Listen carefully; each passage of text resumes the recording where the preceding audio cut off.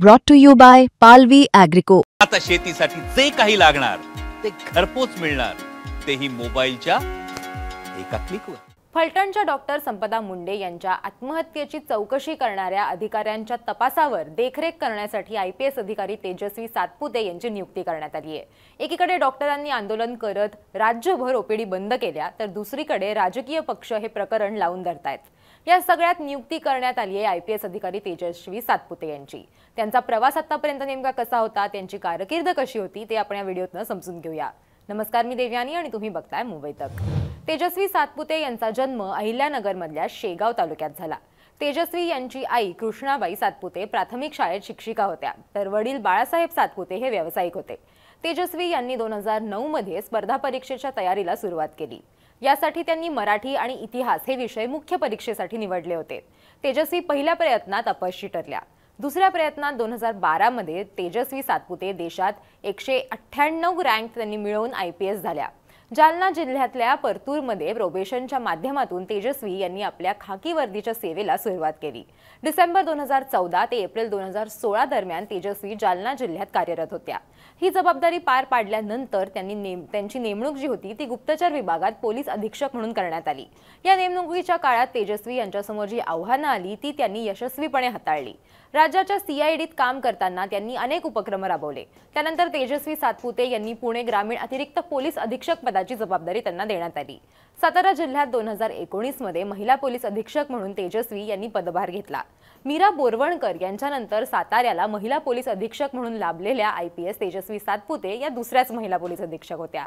सातारा इथे 1.5 वर्ष कर्तव्य बजावून कोरोना महामारीत पोलिसांसाठी अतिशय कमी वेळात म्हणजेच 5 दिवसात जम्बो ऑक्सिजन कोविड सेंटर उभं केलेल्या तेजस्वी सातपुते या ऑक्टोबर 2020 मध्ये सोलापूर पोलीस दलाच्या पोलीस अधीक्षक म्हणून रुजू झाल्या होत्या। सोलापूर पोलीस अधीक्षकपदी असताना तेजस्वी सातपुते यांनी दारू भट्ट्यांवर काम करणाऱ्या परिवारांसाठी ऑपरेशन परिवर्तन उपक्रम राबवलं। बेकायदेशीररित्या सुरू असलेल्या दारू भट्ट्यांवरील महिलांसाठी रोजगार उपलब्ध करून देण्याचा त्यांचा प्रयत्न होता। शिलाई मशीन, किराणा दुकानं आदीमधून या दारू भट्ट्यांवर काम करणाऱ्या पुरुष व महिलांना ऑपरेशन परिवर्तनला जोडण्यात आलं। खासदार सुप्रिया सुळेंनी याबाबत लोकसभेत हा विषय मांडत तेजस्वी सातपुते यांचं कौतुक केलं। आयपीएस सातपुते जिल्ह्यातील वाळू माफियांचं कंबरडं मोडत होत्या। अनेक ठिकाणी बोटी, जेएसबी, टिपर आणि डंपर जप्त करण्यात आले। काही प्रसंगात तर संबंधित तालुक्याच्या त्या तहसीलदारांना नदी पात्रात धाडी घातल्या होत्या। त्यांच्यावरती गाडी घालून त्यांना चिरडण्याचाही प्रयत्न झाला होता। परिणामी सातपुते यांची वाढती लोकप्रियता आणि त्यांच्या कामाची पद्धत अनेकांच्या डोळ्यात खुपू लागली।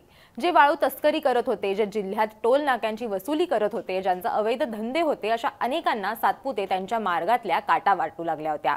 योद्धा शरण येत नसतो तेव्हा त्याला बदनाम केलं जातं, हा न्याय तेजस्वी सातपुते यांच्या बाबतीतही लागू पडला। बार्शी शहराचे तत्कालीन आमदार राजेंद्र राऊत यांनी मार्च 2022 मध्ये सोलापूर पोलिसांबाबत गंभीर आरोप करत राज्याच्या विधानसभेत लक्षवेधी सूचना मांडल्या।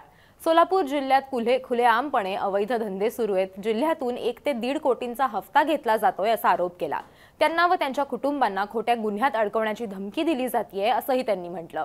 अर्थातच हे आरोप सिद्ध होऊ शकले नाहीत, पण सातपुते यांची काही प्रमाणात त्यातून बदनामी झाली। अखेर तेजस्वी सातपुते यांची बदली झाली।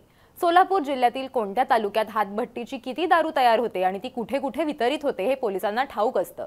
सातपुते यांनी केवळ धाडी टाकल्या नव्हत्या, तर हे काम करणाऱ्या महिलांना त्यापासून प्रवृत्त करून त्यांना रोजगाराची नवीन संधी किंवा साधनं जी आहेत ती उपलब्ध करून दिली होती। ऑपरेशन परिवर्तनमुळे अनेक तांडे दारू निर्मितीतून मुक्त झाले होते।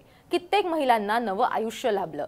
आता त्याच सातपुते यांची वर्णी या गंभीर प्रकरणी देखरेख करण्यासाठी शीर्षस्थानी लावली आहे। कायदा व सुव्यवस्था विभागाचे विशेष पोलीस महानिरीक्षक डॉक्टर मनोज कुमार शर्मा यांनी याबाबतचे आदेश दिले।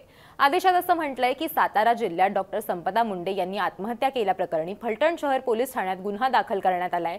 या गुन्ह्यात पोलीस खात्यातील एक पोलीस उपनिरीक्षक आरोपी असून सदर प्रकरण हे अतिशय संवेदनशील बनलंय। त्यामुळे या प्रकरणाच्या तपासावर योग्य पद्धतीने देखरेख होण्याची गरज असल्यामुळे तेजस्वी सातपुते यांची तपासावर देखरेख करण्यासाठी नियुक्ती करण्यात आली आहे। सातपुते यांनी तत्काळ सातारा येथे जाऊन सातारा पोलीस अधिकारी आणि तपास अधिकाऱ्यांकडून सविस्तर माहिती घ्यावी, गुन्ह्याचा तपास योग्य पद्धतीने आणि कालमर्यादेत होईल हे पाहावं, तसंच तपासाचा प्रगती अहवाल वेळोवेळी कार्यालयात सादर करावा।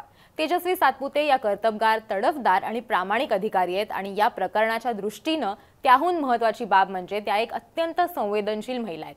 संपदा मुंडे प्रकरणात त्यांची भूमिका ही महत्त्वाची असेल हे नक्की। तुम्हाला या सगळ्याबद्दल काय वाटतं ते मला कमेंट करून नक्की सांगा आणि त्याचबरोबर मुंबई तकला जर तुम्ही सबस्क्राइब केलं नसेल तर मुंबई तकला सबस्क्राइब करायला विसरू नका।